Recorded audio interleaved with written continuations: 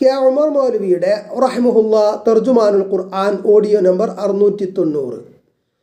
സൂറത്ത് ത്വാഹ ആയത്തുകൾ 77 മുതൽ 112 വരെ, പേജ് നമ്പർ 1095. അഊദു ബില്ലാഹി മിനശ് ശൈത്വാനിർ റജീം. ബിസ്മില്ലാഹിർ റഹ്മാനിർ റഹീം. വലഖദ് ഔഹൈനാ ഇലാ മൂസാ അൻ അസ്രി ബിഇബാദി فاضرب لهم طريقا في البحر يبسا لا تخاف دركا ولا تخشى فأتبعهم فرعون بجنوده فغشيهم من اليم ما غشيهم وأضل فرعون قومه وما هدى يا بني إسرائيل قد أنجيناكم من عدوكم وواعدناكم جانب الطور الأيمن ونزلنا عليكم المن والسلوى كلوا من طيبات ما رزقناكم ولا تطغوا فيه فيحل عليكم غضبي ومن يحلل عليه غضبي فقد هوى وإني لغفار لمن تاب وآمن وعمل صالحا ثم اهتدى وما أعجلك عن قومك يا موسى قال هم أولئك على أثري وعجلت إليك ربي لترضى قال فإنا قد فتنا قومك من بعدك وأضلهم السامري فرجع موسى إلى قومه غضبان أسفا قال يا قوم ألم يعدكم ربكم وعدا حسنا أفطال عليكم العهد أم أردتم أن يحل عليكم غضب من ربكم فأخلفتم موعدي قالوا ما أخلفنا موعدك بملكنا ولكننا حملنا أوزارا من زينة القوم فقذفناها فكذلك ألقى السامري فأخرج لهم عجلا جسدا له خوار فقالوا هذا إلهكم وإله موسى فنسي أفلا يرون ألا يرجع إليهم قولا ولا يملك لهم ضرا ولا نفعا ولقد قال لهم هارون من قبل يا قوم إنما فتنتم به وإن ربكم الرحمن فاتبعوني وأطيعوا أمري قالوا لن نبرح عليه عاكفين حتى يرجع إلينا موسى قال يا هارون ما منعك إذ رأيتهم ضلوا ألا تتبعن أفعصيت أمري قال يا ابن أم لا تأخذ بلحيتي ولا برأسي إني خشيت أن تقول فرقت بين بني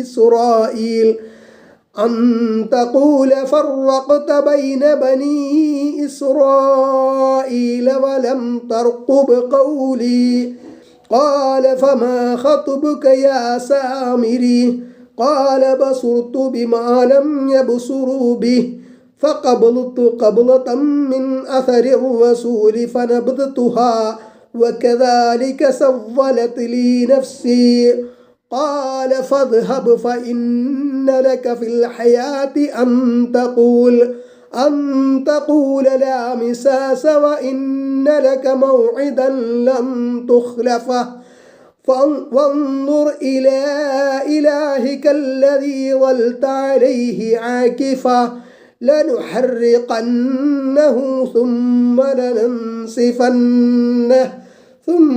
لننسفنه في اليم نسفا إنما إلهكم الله الذي لا إله إلا هو وسع كل شيء علما كذلك نقص عليك من أنباء ما قد سبق وقد آتيناك من لدنا ذكرا من أعرض عنه فإنه يحمل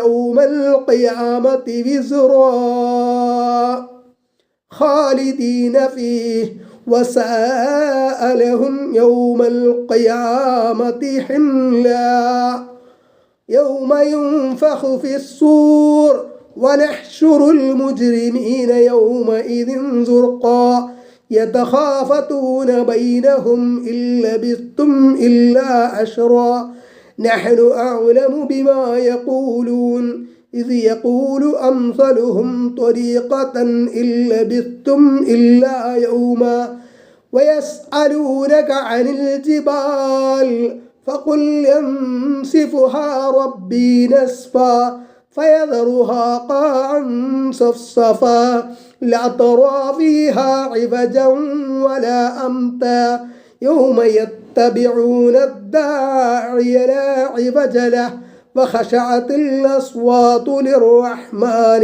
فلا تسمع إلا همسا يومئذ لا تنفع الشفاعة إلا من أذن له الرحمن ورضي له قولا يعلم ما بين أيديهم وما خلفهم ولا يحيطون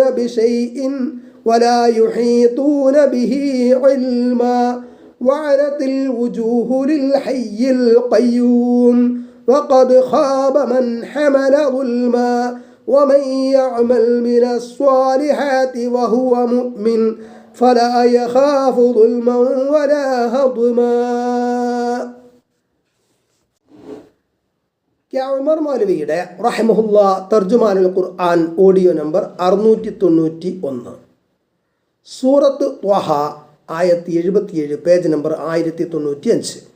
വലഖദ് ഔഹൈനാ ഇലാ മൂസ, തീർച്ചയായും മൂസാക്ക് നാം ഇപ്രകാരം വഹി നൽകി, അൻ അസ്രി ബിഇബാദി, എൻ്റെ അടിയാറുകളെയും കൊണ്ട് രാത്രി നീ പുറപ്പെടുക, ഫദ്രിബ് ലഹും ത്വരീഖൻ ഫിൽ ബഹരി യബസ, അങ്ങനെ അവർക്ക് സമുദ്രത്തിൽ ഒരു ഉണങ്ങിയ വഴി ഏർപ്പെടുത്തി കൊടുക്കുക എന്ന്. വടികൊണ്ട് സമുദ്രത്തിൽ അടിച്ചതോടെ വെള്ളം ഇരുഭാഗത്തേക്കും മാറി നിന്നു വഴിയുണ്ടായി. വെള്ളവും ചെളിയും ഒന്നും ഇല്ലാത്ത, യാതൊരു പ്രയാസവും കൂടാതെ നടന്നു പോകാൻ പറ്റിയ ഒരു വഴി. ലാ തഖാഫു ദറക, പിന്തുടർന്നെത്തുമെന്ന് നീ പേടിക്കേണ്ടതില്ല. വലാ തഖ്ഷ, നീ ഭയപ്പെടേണ്ടതുമില്ല. മൂസ അലൈഹിസ്സലാമയോട് ആ വടി കൊണ്ട് സമുദ്രത്തിൽ അടിക്കാൻ അള്ളാഹു പറഞ്ഞു. അടിച്ചു. അമാനുഷിക ദൃഷ്ടാന്തം. വെള്ളം രണ്ടു ഭാഗത്തേക്കും നീങ്ങി മല പോലെ നിന്നു. നല്ല ഉണങ്ങിയ നടപ്പാതയുണ്ടായി. മൂസ അലൈഹിസ്സലാം ഒന്നും ചെയ്തില്ല. കൽപ്പന പ്രകാരം സമുദ്രത്തിൽ വടി കൊണ്ടടിക്കുക മാത്രം. അള്ളാഹു ഉദ്ദേശിച്ചത് സംഭവിച്ചു. മുമ്പ് വടിയിട്ടപ്പോൾ സർപ്പമാക്കി മാറ്റിയതും അള്ളാഹു തന്നെ. അന്ന് മൂസ അലൈഹിസ്സലാം ബേജാറായി നോക്കി, ഇവിടെ ഒട്ടും ബേജാറില്ലാതെ നോക്കി. അങ്ങനെ അവർ ചെങ്കടൽ കടന്നു മറുകരയിലേക്ക് നടന്നുപോയി. സുഖമായി അങ്ങേക്കരയിലെത്തി. ആയത്ത് 78, പേജ് നമ്പർ 1096. അപ്പോൾ ഫിർഔൻ അവൻ്റെ പട്ടാളക്കാരെയും കൊണ്ട് അവരെ പിന്തുടർന്നു.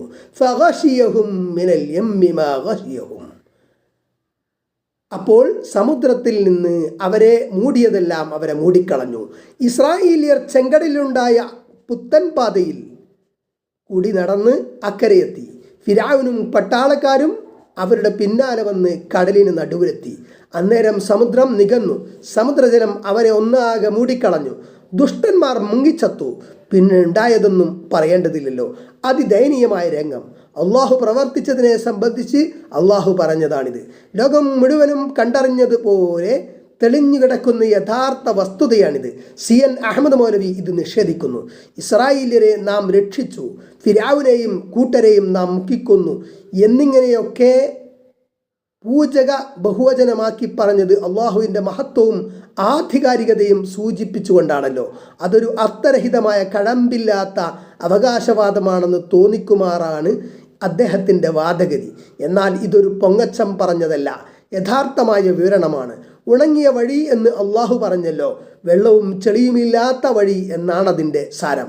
ഈ വിഷയകമായി വിവിധ സൂറത്തുകളിൽ വന്നിട്ടുള്ള വചനങ്ങളിൽ നിന്ന് വളരെ സ്പഷ്ടമായി മനസ്സിലാകുന്നതാണ് മേൽ പറഞ്ഞത്. CN മൗലവിയുടെ വാദം വളരെ വിചിത്രമാണ്. മൂസ അലൈഹിസ്സലാമയും കൂട്ടരും കടന്നുപോയത് കടലിൽ കൂടിയല്ല, കരയിൽ കൂടിയാണെന്നും ചെങ്കടലിൻ്റെ പ്രസ്തുത ഭാഗം അക്കാലത്ത് മണൽത്തിട്ടകളും ചെറുകയങ്ങളും ഇടകലർന്ന പ്രദേശമായിരുന്നു എന്നും ഈ ഇസ്രായേലിയർ കയങ്ങളിൽ ചാടിപ്പോകാതെ വളഞ്ഞു തിരിഞ്ഞ് സൂക്ഷിച്ച് നടന്ന് രക്ഷപ്പെടുകയും ഫിർഔനും കൂട്ടരും സൂക്ഷിക്കാതെ നടന്ന് കയങ്ങളിൽ മുങ്ങി മരിക്കുകയാണ് ഉണ്ടായതെന്നും സമുദ്രം പിളർന്നു എന്ന് പറയുന്നത് ശരിയല്ലെന്നും മറ്റും വാദിച്ചുകൊണ്ട് ഖുർആന്റെ പ്രസ്താവനകളെ മൗലവി സാഹിബ് നിഷേധിച്ചിരിക്കുന്നു. നാം സമുദ്രം പിളർത്തിയെന്ന് അള്ളാഹു പറഞ്ഞു, ബഖറ 50. പിളർന്നിട്ടില്ല എന്ന് CN വാദിക്കുന്നു. നാം എന്ന പ്രയോഗം അള്ളാഹുവിൻ്റെ മഹത്വത്തെയും പ്രഭാവത്തെയും പ്രതാപത്തെയും ആധികാരികതയും സൂചിപ്പിക്കുന്ന ഒരു ശൈലിയാണ്. ഇതുപോലെ ഇസ്രായേലരെ നാം രക്ഷിച്ചു, ഫിർഔനെയും കൂട്ടരെയും നാം നശിപ്പിച്ചു, ഇങ്ങനെ എത്ര സ്ഥലത്താണ് അള്ളാഹു പറഞ്ഞിട്ടുള്ളത്. അവിടെയെല്ലാം മേൽ സൂചിപ്പിച്ചതുപോലെയുള്ള പൊരുൾ തീർച്ചയായും ഉണ്ട്. എന്നാൽ ഗൗരവവും ഗാംഭീര്യവും സ്ഫുരിക്കുന്ന ആ പ്രയോഗങ്ങൾ വെറുതെ പറഞ്ഞതാകാൻ വഴിയില്ല. ഇസ്രായേലിയർ അവരുടെ സൂക്ഷ്മതയാൽ സ്വയം രക്ഷപ്പെടുകയും ഫിർഔനും കൂട്ടരും സൂക്ഷ്മതക്കുറവിനാൽ സ്വയം നശിക്കുകയും ചെയ്തു എന്നേയുള്ളൂ എന്നാണ് മൗലവി പറയുന്നത്. ത്വരീഖം ഫിൽ ബഹരി, കടലിൽ ഒരു വഴി എന്നാണ് അള്ളാഹു പറഞ്ഞത്. യബസ, ഉണങ്ങിയ, അതായത് ചെളിയും വെള്ളവും ഒന്നുമില്ലാത്ത വഴിയെന്ന് അള്ളാഹു പറഞ്ഞു. അങ്ങനെയല്ല, സമുദ്രത്തിൽ ഉണങ്ങിയ ഒരു വഴി നിർണയിച്ചു കൊടുക്കുക എന്നാണെന്ന് മൗലവി വാദിച്ചു. വെള്ളം കുറഞ്ഞ സ്ഥാനങ്ങൾ നോക്കി കയങ്ങളിൽ ചാടാതെ ശ്രദ്ധിച്ച് നടന്ന് അക്കരെ എത്തി എന്നാണ് അദ്ദേഹം പറയുന്നത്. അപ്പോൾ നാം മൂസാക്ക് വഹി നൽകി, നിന്റെ വടി കൊണ്ട് കടലിൽ അടിക്കൂ എന്ന്. അങ്ങനെ അത് പിളരുകയും എന്നിട്ട് ഓരോ പൊളിയും വലിയ മല പോലെ ആയിത്തീരുകയും ചെയ്തു. ഷുആറാ 63. CN അത് പറ്റേ നിഷേധിച്ചു. സൂറത്തു ദുഖാനിലെ 24-ാം ആയത്തിൽ വന്നിട്ടുള്ള റഹ്വൻ എന്ന പദത്തിന് CN പുതിയ അർത്ഥവ്യാഖ്യാനവും നൽകി. ഉയർന്നും താഴ്ന്നും കിടക്കുന്ന സമുദ്രത്തെ പിന്നിട്ടുകൊണ്ട് പൊയ്ക്കൊള്ളുക. CN മൗലവിയുടെ ഖുർആൻ വ്യാഖ്യാനം, പേജ് 1172. റഹ്വൻ എന്ന പദത്തിന് പല അർത്ഥങ്ങളുമുണ്ട്. ശാന്തമായത്, അടങ്ങിയത് എന്നാണ് സാധാരണ പറയപ്പെടാറുള്ള അർത്ഥം. നിഘണ്ടുക്കളിൽ വിവിധ അർത്ഥങ്ങൾ കൊടുത്തതിൽ ഉയർന്നത്, താഴ്ന്നത് എന്നീ വിപരീത അർത്ഥങ്ങളും കാണാം. അറബി ഭാഷയിൽ വിരുദ്ധാർത്ഥങ്ങളുള്ള പദങ്ങളുണ്ട്. ഉദാഹരണം, മൗല, അടിമക്കും ഉടമക്കും ഈ പദം പ്രയോഗിക്കാം. ഒരർത്ഥം ഉദ്ദേശിച്ചാൽ വിപരീതാർത്ഥം ഉദ്ദേശിച്ചുകൂടാ. രണ്ടർത്ഥവും ഉദ്ദേശിച്ചാൽ ഉണ്ടാകുന്ന ആശയക്കുഴപ്പം ഊഹിക്കാവുന്നതേയുള്ളൂ. ഉയർന്നത്, താഴ്ന്നത് എന്നീ വിരുദ്ധാർത്ഥങ്ങൾ ഒന്നിച്ചുദ്ദേശിക്കുന്നു എന്നു പറഞ്ഞുകൊണ്ട് ദുർവ്യാഖ്യാനിക്കുകയാണ് CN ഇവിടെ ചെയ്തത്. പേജ് നമ്പർ 1097, ആയത്ത് 79. ഫിർഔൻ തൻ്റെ ജനതയെ വഴികേടിലാക്കി, അവൻ നേർമാർഗത്തിലാവുകയുണ്ടായില്ല. ഈ വചനത്തിന് CN അർത്ഥം കൊടുത്തത് വേറൊരു രൂപത്തിലാണ്. ഫിർഔൻ തൻ്റെ ജനതയെ തെറ്റായ വഴിക്കാണ് കൊണ്ടുപോയത്, ലക്ഷ്യപ്രാപ്തിക്ക് ഉപയുക്തമായ മാർഗത്തിലല്ല. പേജ് 1172. തെറ്റായ വഴിയിലാണ് കൊണ്ടുപോയി ചാടിച്ചത്, പേജ് 1173 എന്ന് വ്യാഖ്യാനത്തിൽ എഴുതി. ഇതല്ലാതെ മറ്റൊരർത്ഥവും ഇവിടെ ശരിയാവുകയില്ലെന്ന് അദ്ദേഹം വാദിക്കുകയും ചെയ്തു. പരലോകത്ത് നരകത്തിൽ ചെന്ന് ചാടുന്ന വഴിയിലേക്ക് ഫിർഔൻ തൻ്റെ ജനതയെ നയിച്ചു എന്നുള്ള ആശയം എത്ര നിസ്സാരമാക്കി കളഞ്ഞു എന്ന് ചിന്തിക്കുക. കടലിലെ താഴ്ന്ന സ്ഥലങ്ങളും കയങ്ങളും ശ്രദ്ധിക്കാതെ അവരെ നയിച്ച് അപകടത്തിൽ ചാടിച്ചു എന്ന്. ആയത്ത് 80. യാ ബനി ഇസ്രായീല, ഇസ്രായേൽ മക്കളെ, ഖദ് അൻജൈനാകും മിൻ അദുവികും, നിങ്ങളുടെ ശത്രുക്കളിൽ നിന്ന് നിങ്ങളെ നാം രക്ഷിക്കുകയുണ്ടായി. വവഅദ്നാകും ജാനിബ തൂരിൽ ഐമന, തൂർ പർവ്വതത്തിൻ്റെ വലതു ഭാഗം നിങ്ങൾക്ക് നാം നിശ്ചയിച്ചു തരികയും ചെയ്തു. വനസ്സൽനാ അലൈക്കുമുൽ മന്ന വസ്സൽവ, മന്നായും കാടപ്പക്ഷിയും നാം നിങ്ങൾക്ക് ഇറക്കിത്തരികയും ചെയ്തു. സീനാ താഴ്വരയിൽ താമസിക്കാൻ അനുവാദം നൽകുകയും അവിടെ ജീവിക്കാനുള്ള സാഹചര്യങ്ങളെല്ലാം ഒരുക്കി കൊടുക്കുകയും ചെയ്തു. മന്നായും, അതായത് ഒരുതരം കട്ടിത്തേൻ, കാടപ്പക്ഷിയും നിങ്ങൾക്ക് നാം ഭക്ഷണമായി നൽകി. ഒരധ്വാനവുമില്ലാതെ മുന്തിയ ഭക്ഷണം. ആയത്ത് 81. കുലൂ മിൻ ത്വയ്യിബാതി മാ റസഖ്നാകും, നിങ്ങൾക്ക് നാം തന്നതിൽ വിശിഷ്ടമായവയിൽ നിന്ന് നിങ്ങൾ ഭക്ഷിക്കുവീൻ. വലാ തത്വൗ ഫീഹി, അതിൽ നിങ്ങൾ അതിര് കവിയരുത്. ഫയഹില്ല അലൈക്കും ഗളബി, നിങ്ങൾ അതിര് കവിയുന്നുവെങ്കിൽ എൻ്റെ കോപം നിങ്ങളിൽ ഇറങ്ങുന്നതാണ്. വമൻ യഹ്ലിൽ അലൈഹി ഗളബി ഫഖദ് ഹവാ, എൻ്റെ കോപം ആരിലെങ്കിലും ഇറങ്ങുന്ന പക്ഷം അവൻ നാശത്തിൽ പതിച്ചു. ആയത്ത് 82. വ ഇന്നി ലഗഫാറുൻ, നിശ്ചയമായും ഞാൻ വളരെയേറെ പൊറുക്കുന്നവനുമാണ്. Page number 1098. ലിമൻ താബ വ ആമന വ അമില സ്വാലിഹൻ സുമ്മ ഇഹ്തദാ, ഖേദിച്ചു മടങ്ങുകയും വിശ്വസിക്കുകയും സൽക്കർമ്മം പ്രവർത്തിക്കുകയും പിന്നെ സന്മാർഗത്തിൽ ചരിക്കുകയും ചെയ്തവർക്ക്. ഉമർ മൗലവിയുടെ റഹിമഹുല്ലാ തർജുമാനുൽ ഖുർആൻ ഓഡിയോ നമ്പർ 692, സൂറത്ത് ത്വാഹ ആയത്ത് 83, പേജ് നമ്പർ 1098. വമാ അഅ്ജലക അൻ ഖൗമിക യാ മൂസ, ഓ മൂസ, നിന്റെ ജനതയെ വിട്ട് നിന്നെ ധൃതി പിടിപ്പിച്ച സംഗതി എന്ത്?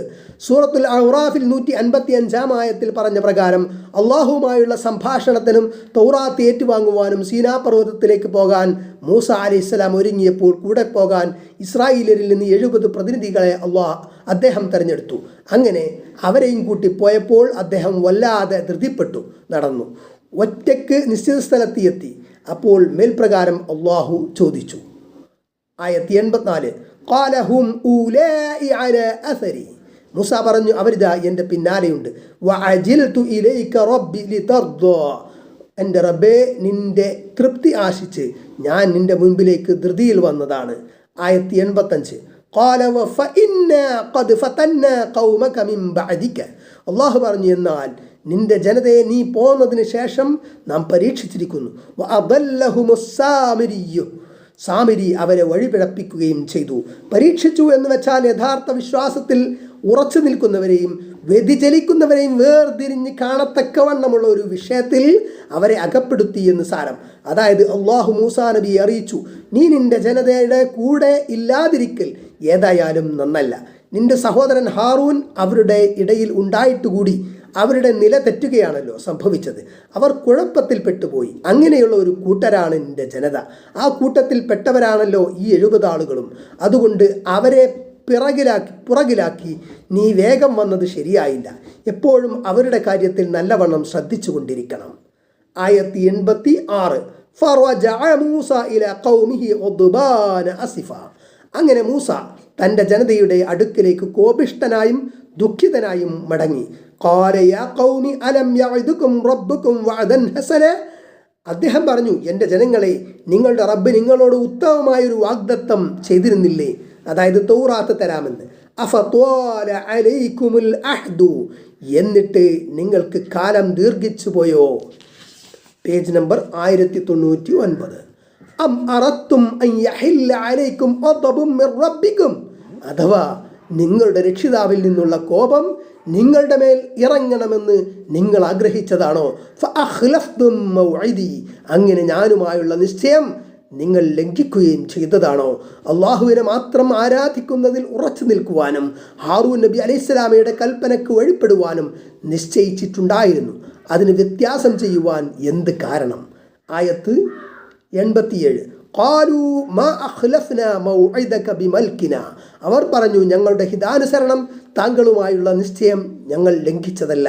വലാകിന്ന ഹുമ്മിൽനാ ഔസാറം മിൻ സീനത്തിൽ ഖൗമി, പക്ഷേ ഞങ്ങൾ ആ ജനങ്ങളുടെ ആഭരണങ്ങളിൽപ്പെട്ട കുറെ ചുമടുകൾ വഹിപ്പിക്കപ്പെട്ടു. ഫഖദഫനാഹ, അങ്ങനെ ഞങ്ങൾ അവയെ എറിഞ്ഞു കളഞ്ഞു. ഫകദാലിക അൽഖസാമിരിയു, അപ്പോൾ സാമിരിയും അപ്രകാരം ഇട്ടു. വ്യാഖ്യാതാക്കൾ പറയുന്നത് ഇങ്ങനെയാണ്: ഫിർഔന്റെ കൂട്ടരായ ഖിബ്തികളുടെ സ്വർണ്ണാഭരണങ്ങൾ ഇസ്രായേലിയർ വായ്പ വാങ്ങിയിരുന്നു. എന്നിട്ടാണ് പാലായനം. ഈജിപ്തിൽ വെച്ച് ഒരു ഉത്സവത്തിൻ്റെയോ മറ്റോ കാരണം പറഞ്ഞാണവ വാങ്ങിയിരുന്നത്. ഖിബ്തികൾക്ക് സംശയമുണ്ടാകാതിരിക്കാനാണ് അങ്ങനെ ചെയ്തത്. അത് എന്ത് ചെയ്യണമെന്നതിനെപ്പറ്റി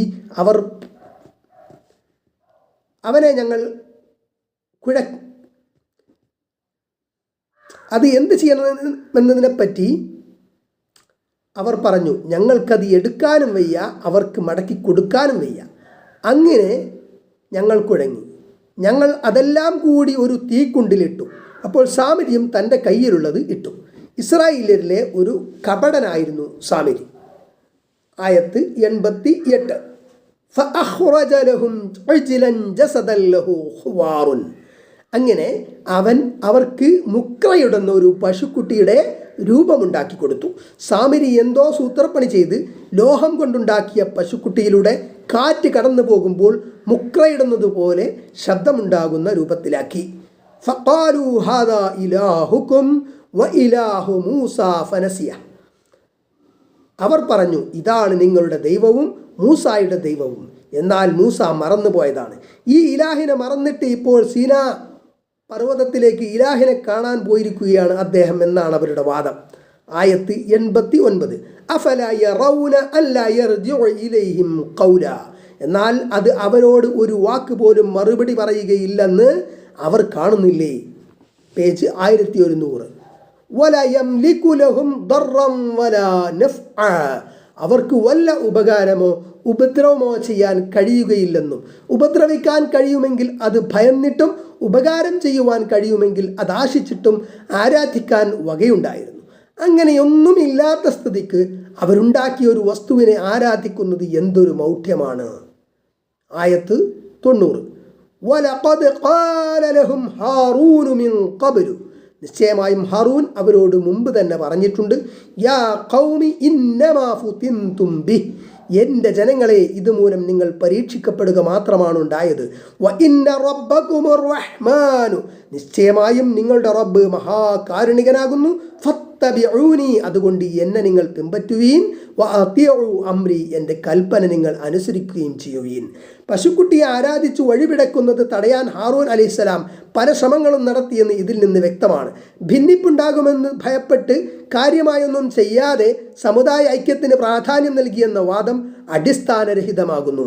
ഇവിടെ ഇതിന് പുറമെ 2 കാര്യങ്ങൾ ശ്രദ്ധിക്കേണ്ടതുണ്ട്. ഒന്ന്, വേദവാക്യങ്ങൾ കിട്ടിയാൽ മതി, പ്രവാചകന്റെ വിശദീകരണം നോക്കേണ്ടതില്ല എന്ന് വാദിക്കുന്ന ഒരു കൂട്ടരുണ്ടല്ലോ. എന്നെ പിൻപറ്റുക എന്നും എൻ്റെ കൽപ്പന അനുസരിക്കുക എന്നുമുള്ള പ്രവാചക ശാസന തള്ളിക്കളഞ്ഞവരാകുന്നു അവർ. രണ്ടാമത്തെ വിഷയം, ഇബാദത്തിന് അനുസരണം എന്നർത്ഥം വെച്ചുകൊണ്ട് അള്ളാഹു അല്ലാത്തവരെ അനുസരിച്ചാൽ ഷിർക്കാകുമെന്ന് വാദിക്കുന്ന കൂട്ടർ പ്രവാചകനെ അനുസരിക്കുക എന്നുള്ളത് സ്വാഭാവികമാണെന്ന് പറഞ്ഞിട്ടുണ്ട്. പ്രവാചകനെ നിരുപാധികം അനുസരിച്ചാൽ മാത്രമേ മനുഷ്യൻ മുസ്ലിം ആവുകയുള്ളൂ. അത്രത്തോളം പ്രധാനപ്പെട്ടതാണത്. ഒരു കാര്യം കൂടി ഉണർത്തുന്നു, വ്യാകരണ നിയമമാണത്. ഈ ത്വാഅത്തിന്റെ മഫ്ഊൽ ആയി ഇവിടെ അംർ വന്നിരിക്കുന്നല്ലോ. ഖുർആനിൽ തന്നെ അങ്ങനെ വേറെയും വന്നിട്ടുണ്ട്. ഇബാദത്തിന്റെ മഫ്ഊൽ ആയി ഒരിക്കലും അംർ വന്നിട്ടില്ല. ഖുർആനിലോ ഹദീസിലോ സാഹിത്യത്തിലോ അങ്ങനെയില്ല.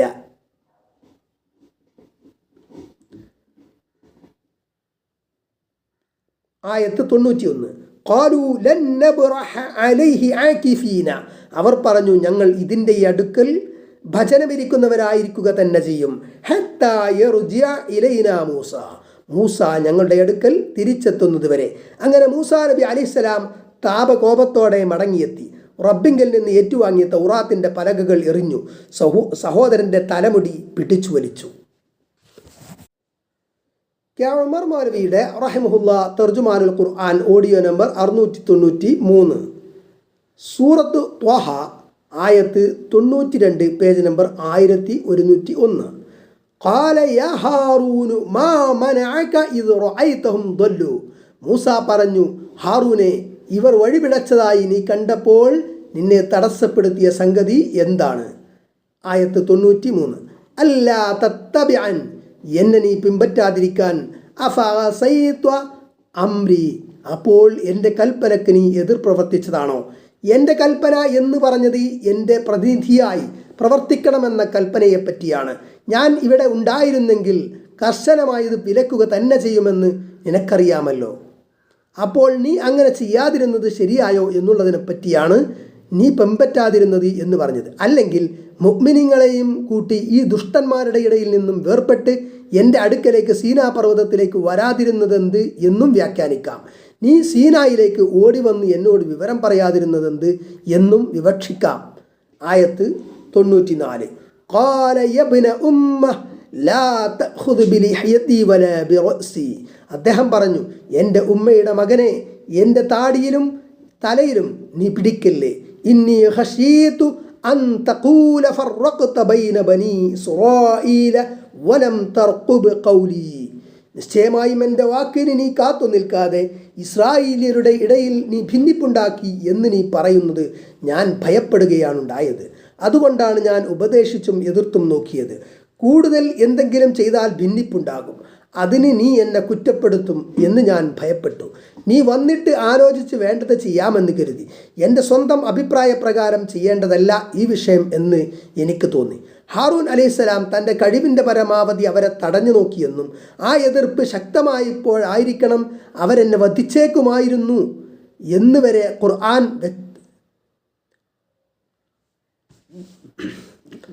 ആ എതിർപ്പ് ശക്തമായപ്പോഴായിരിക്കണം അവരെന്നെ വധിച്ചേക്കുമായിരുന്നു എന്ന് വരെ ഖുർആൻ വ്യക്തമാക്കിയിട്ടുണ്ട്. അറാഫ് 150. സമുദായത്തിലെ ഐക്യം തകർക്കരുതെന്ന് പറഞ്ഞ് മിണ്ടാതിരിക്കുന്നതിന് ഇവിടെ മാതൃക ഒരിക്കലുമില്ലെന്ന് ഓർക്കുക. പറയേണ്ടത് പറയണം, എതിർക്കേണ്ടത് എതിർക്കണം. ആയത്ത് 95. ഖാല ഫമാ ഖതുബുക യാ സാമിരിയ്യു. അദ്ദേഹം ചോദിച്ചു, ഹേ സാമിരി, നിന്റെ കാര്യം എന്താണ്? ആയത്ത് 96. ഖാല ബസുറുത്തു ബിമാ ലം യബ്സുറു ബിഹി. സാമിരി പറഞ്ഞു, ഇവർ കണ്ടു മനസ്സിലാക്കാത്തത് ഞാൻ കണ്ടു മനസ്സിലാക്കി. ഫഖബദതു ഖബ്ദതൻ മിൻ അസരി റസൂലി. അങ്ങനെ റസൂലിൻ്റെ കാൽപ്പാടിൽ നിന്നും ഒരു പിടി ഞാൻ എടുത്തു. ഫനബ്തുഹ. അങ്ങനെ അത് ഞാൻ എറിഞ്ഞു. വകദാലിക സവ്വലത് ലി നഫ്സി. അപ്രകാരം ചെയ്യാൻ എൻ്റെ മനസ്സ് എന്നെ പ്രേരിപ്പിച്ചു.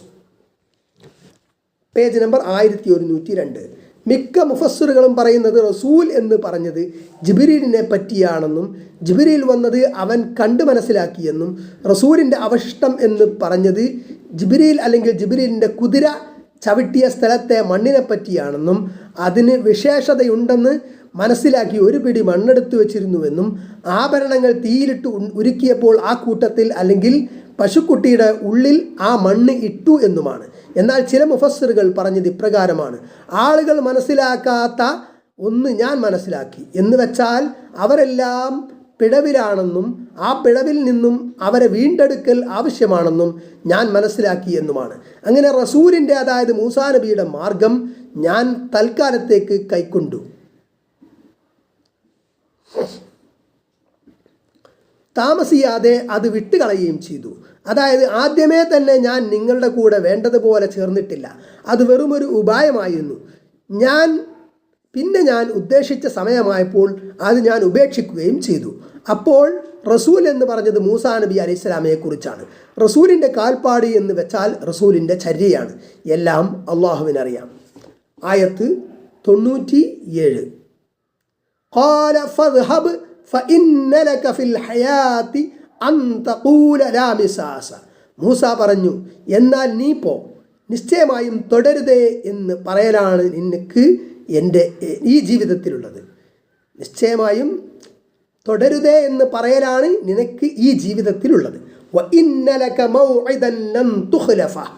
തീർച്ചയായും ഒരിക്കലും ലംഘിക്കപ്പെടാത്ത ഒരു നിശ്ചിത സമയം നിനക്കുണ്ട്. വൻദുർ ഇലാ ഇലാഹിക്കല്ലദീ ദൽത അലൈഹി ആകിഫ. നീ വാശി പിടിച്ച് ഭജനമിരുന്നിരുന്ന നിന്റെ ആരാധ്യ വസ്തുവെ നീ നോക്ക്. ലനുഹർരിഖന്നഹു. നിശ്ചയമായും അതിനെ നാം കരിച്ചു കളയുക തന്നെ ചെയ്യും. സുമ്മ ലനൻസിഫന്നഹു ഫിൽ യമ്മി നസ്ഫ. പിന്നെ നാം അതിനെ പൊടിച്ച് സമുദ്രത്തിൽ വിതറുക തന്നെ ചെയ്യും. പ്രവാചകൻ സ്ഥലത്തില്ലാത്ത നേരത്ത് ഒരു ലോഹ പശുവുണ്ടാക്കി അതിനെ ആരാധിക്കാൻ നേതൃത്വം നൽകി എന്ന അതിഗുരുതരമായ പാപത്തിന് ദുനിയാവിൽ നിന്ന് തന്നെ ചെറിയ ശിക്ഷ വിധിക്കപ്പെട്ടു. കപടനായ സാമരിക്ക് ഭ്രഷ്ട് കൽപ്പിച്ചു, സമൂഹത്തിൽ നിന്ന് ബഹിഷ്കരിക്കപ്പെട്ടു. ജനങ്ങൾ അവൻ ജനങ്ങളെയോ തൊടാനും സഹവസിക്കാനും പാടില്ലെന്ന് അറിയിപ്പുണ്ടായി. കാട്ടിലും മറ്റും മൃഗങ്ങളുടെ കൂടെ അലഞ്ഞു നടന്നുവെന്നും ആരെങ്കിലും അവനെ തൊട്ടാൽ എന്തോ രോഗം അവന് അനുഭവപ്പെട്ടിരുന്നതായും വ്യാഖ്യാതാക്കൾ പറയുന്നു. അള്ളാഹുവിനറിയാം. അതുപോലെ അവനുണ്ടാക്കിയ പുതിയ ആരാധ്യ വസ്തുവെ, ലോഹപ്പശുക്കുട്ടിയെ അടിച്ചു പൊടിച്ച് തീയിലിട്ട് ഭസ്മമാക്കി വെള്ളത്തിൽ ഒഴുക്കി. ലംഘിക്കപ്പെടാത്ത നിശ്ചിത സമയമെന്നത് പരലോകത്തെ ശിക്ഷയാണെന്ന് വ്യാഖ്യാതാക്കൾ പറയുന്നു. ആയത്ത് 98, ഇന്നമാ ഇലാഹുക്കുമുല്ലാഹു അല്ലദീ ലാ ഇലാഹ ഇല്ലാഹു, നിശ്ചയമായും നിങ്ങളുടെ ആരാധ്യൻ മറ്റൊരു ആരാധ്യനും ഇല്ലാത്തവനായ അള്ളാഹു തന്നെയാകുന്നു. Page number 1103. വസിഅ കുല്ല ഷൈഇൻ ഇൽമാ, അവൻ്റെ അറിവ് സകല വസ്തുക്കളെയും ഉൾക്കൊള്ളാൻ മാത്രം വിശാലമായിരിക്കുന്നു എന്നിപ്രകാരം മൂസ അലൈഹിസ്സലാം ജനങ്ങളോട് പറഞ്ഞു. ഇത്രയും കാര്യങ്ങൾ വിവരിച്ച ശേഷം മുഹമ്മദ് നബി സല്ലല്ലാഹു അലൈഹി വസല്ലമയോട് പറയുന്നു. ഉമർ മൗലവിയുടെ റഹിമഹുല്ലാ തർജുമാനുൽ ഖുർആൻ ഓഡിയോ നമ്പർ 694, സൂറത്ത് ത്വാഹ ആയത്ത് 99, പേജ് നമ്പർ 1103.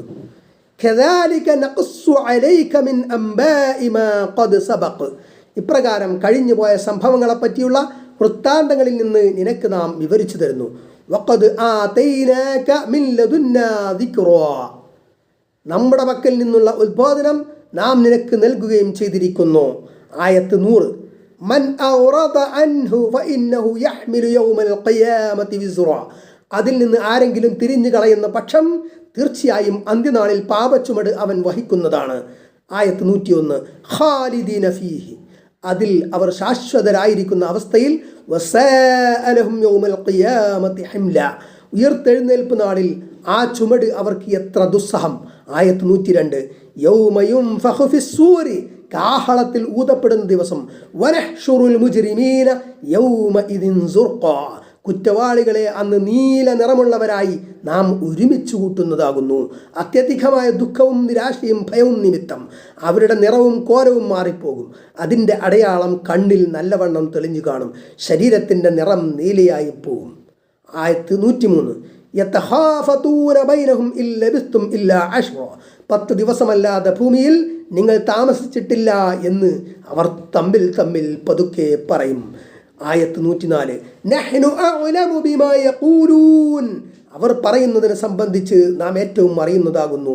ഇത് യഖൂലു അംസലുഹും ത്വരീഖതൻ ഇല്ലബിസ്തും ഇല്ലാ യൗമ, ഒരു ദിവസം മാത്രമേ നിങ്ങൾ താമസിച്ചിട്ടുള്ളൂ എന്ന് അവരിൽ വെച്ച് ഏറ്റവും ന്യായമായ നിലപാടുള്ളവൻ പറയുമ്പോൾ, പരലോകത്തിലെ ഭയങ്കരമായ അവസ്ഥ അനുഭവിക്കാൻ തുടങ്ങുകയും അത് അവസാനമില്ലാത്തതാണെന്ന് ബോധ്യമാവുകയും ചെയ്യുമ്പോൾ ദുനിയാവിൽ ജീവിച്ച കാലം വളരെ ചുരുങ്ങിയ കാലമാണെന്ന് അവർക്ക് തോന്നും. അവർ തമ്മിൽ അതിനെപ്പറ്റി പലതും പറയും. ആ കുറഞ്ഞ സമയത്തെ സുഖത്തിന് വേണ്ടി ഈ അനശ്വര ലോകത്തിലെ ശിക്ഷ ശാശ്വതമായി അനുഭവിക്കേണ്ടി വന്നത് എത്ര കഷ്ടമായിപ്പോയെന്ന് ഖേദിച്ച് കൈക്കടിക്കുകയും ചെയ്യും. പേജ് നമ്പർ 1104, ആയത്ത് 105. വയസ്അലൂനക അനിൽ ജിബാലി, പർവ്വതങ്ങളെ സംബന്ധിച്ച് അവർ നിന്നോട് ചോദിക്കുന്നു. ഫഖുൽ യൻസിഫുഹാ റബ്ബി നസ്ഫാ, അപ്പോൾ നീ പറയുക എൻ്റെ റബ്ബ് അവയെ പൊടിച്ച് പാറ്റിക്കളയും. ആയത്ത് 106. ഫയദറുഹാ ഖാഅൻ സഫ്സഫ, അങ്ങനെ അവയെ സമനിരപ്പായ വെറും മൈതാനമാക്കി തീർക്കും. പർവ്വതങ്ങൾ, വൃക്ഷങ്ങൾ, കെട്ടിടങ്ങൾ യാതൊന്നും ഉണ്ടായിരിക്കുകയില്ല. അൽഹംദുലില്ലാഹ്. ആയത്ത് 107. ലാ തറാ ഫിഹാ ഇവജൻ വലാ അംത, അതിൽ ഇറക്കമോ കയറ്റമോ നീ കാണുകയില്ല. എവിടെയും സമനിരപ്പ് തന്നെ, എവിടെയെങ്കിലും സ്വല്പം താഴ്ചയോ എവിടെയെങ്കിലും സ്വല്പം ഉയർച്ചയോ കാണുകയില്ല. ആയത്ത് 108. യൗമഇദ് യത്തബിഊന ദാഇയ, അന്നേ ദിവസം വിളിക്കുന്നവനെ അവൻ പിന്തുടരുന്നതാകുന്നു. ലാ ഇവജ ലഹു, അതിന് യാതൊരു വളവുമില്ല. അതായത് വിളിച്ച ഭാഗത്തേക്ക് തന്നെ, ഇടത്തേക്കോ വലത്തേക്കോ ഒരിക്കലും തെറ്റിപ്പോകാതെ നേർക്കുനേരെ ഒരു പോക്ക് പോകും. വഖശഅത്തിൽ അസ്വാതു ലിർറഹ്മാനി, മഹാകാരുണികന് എല്ലാ ശബ്ദങ്ങളും കീഴൊതുങ്ങുന്നതാകുന്നു. റബ്ബിനോടുള്ള ഭയഭക്തി ബഹുമാനത്താൽ സർവവും നിശബ്ദമാകും. ഫലാ തസ്മഉ ഇല്ലാ ഹംസ, അപ്പോൾ ഒരു നേർത്ത ശബ്ദമല്ലാതെ നീ കേൾക്കുകയില്ല.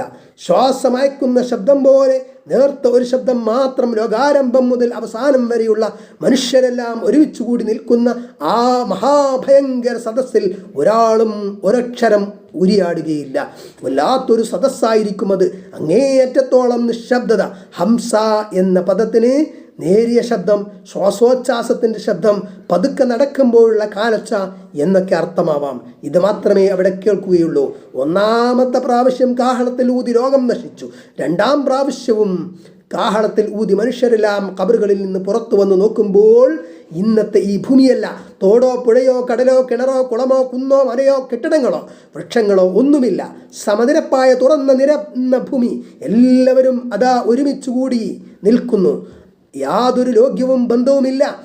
ഓരോരുത്തർക്കും അവരവരുടെ സ്വന്തം കാര്യം മാത്രം. ഖേദവും വ്യസനവും ഇന്ന പ്രകാരത്തിലെന്ന് പറയുക സാധ്യമല്ല.